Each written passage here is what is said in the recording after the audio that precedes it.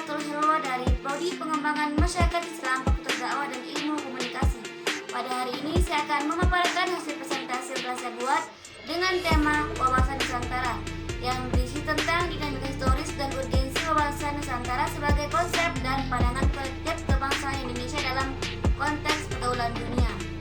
Yang pertama, konsep dan urgensi wawasan Nusantara merupakan pandangan bangsa Indonesia terhadap lingkungan tempat berada termasuk diri bangsa Indonesia itu sendiri. Lalu bagaimana kita memandangnya? Kita memandang bangsa wilayah Indonesia berikut bangsa yang ada di dalamnya sebagai satu kesatuan.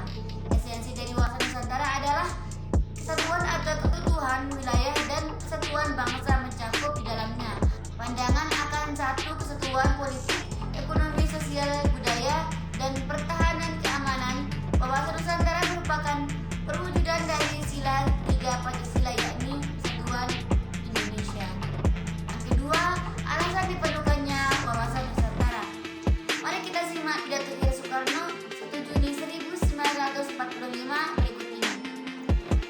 Yang ketiga, sumber historis, sosiologis, dan politik tentang wawasan Nusantara.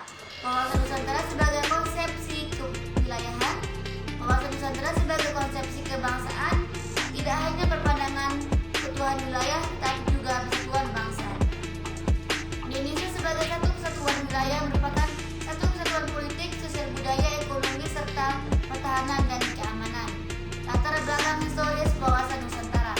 Konsepsi wawasan Nusantara berawal dari deklarasi Perdana Menteri Insinyur Hadi Juanda Kartawidya pada tanggal 13 Desember 1957. Deklarasi di Juanda bahwa segala perairan di sekitar, di antara, dan yang menghubungkan pulau-pulau yang termasuk negara Indonesia dengan memandang luas atau lebarnya adalah bagian-bagian yang wajar daripada wilayah daratan negara Indonesia. Dengan demikian, bagian daripada perairan pedalaman atau nasional yang berada di bawah kedaulatan mutlak negara Indonesia. Lalu lintas yang damai di perairan pedalaman ini bagi kapal-kapal asing dijamin selamat dan sekedar tidak bertentangan dengan mengganggu kedaulatan dan keselamatan negara Indonesia. Penentuan batas landas laut teritorial yang lebarnya 12 mil diukur dari garis yang menghubungkan titik-titik ujung terluar pada pulau-pulau yang negara Indonesia.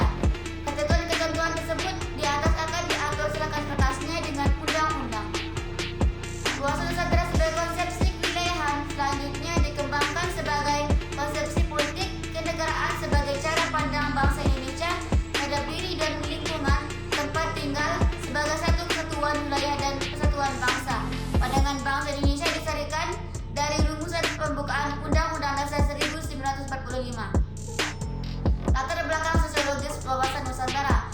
Konsepsi semangat dan kesatuan kebangsaan sudah tumbuh dalam diri bangsa, bahkan semangat kebangsaan inilah yang berhasil membentuk satu bangsa merdeka.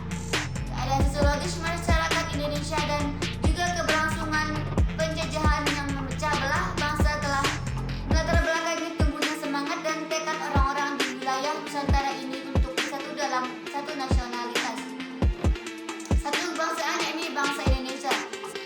Semangat bersatu ini pada awalnya adalah bersatu dalam berjuang membebaskan diri dari penjajahan dan selanjutnya bersatu dalam wadah kebangsaan Indonesia. Dengan demikian, wawasan Nusantara tidak hanya wawasan kewilayahan tetapi juga berkembang sebagai wawasan kebangsaan. Esensi wawasan Nusantara tidak hanya kesatuan atau keutuhan wilayah tetapi juga kesatuan bangsa. Yang keempat, membangun argumen tentang dinamika dan tantangan wawasan Nusantara. Dengan adanya konsep wawasan Nusantara, wilayah Indonesia menjadi sangat luas dengan beragam isi flora, fauna, serta penduduk yang mendiami wilayah itu. Wawasan Nusantara telah menjadi landasan visional bagi bangsa Indonesia guna memperkokoh kesatuan wilayah dan kesatuan bangsa.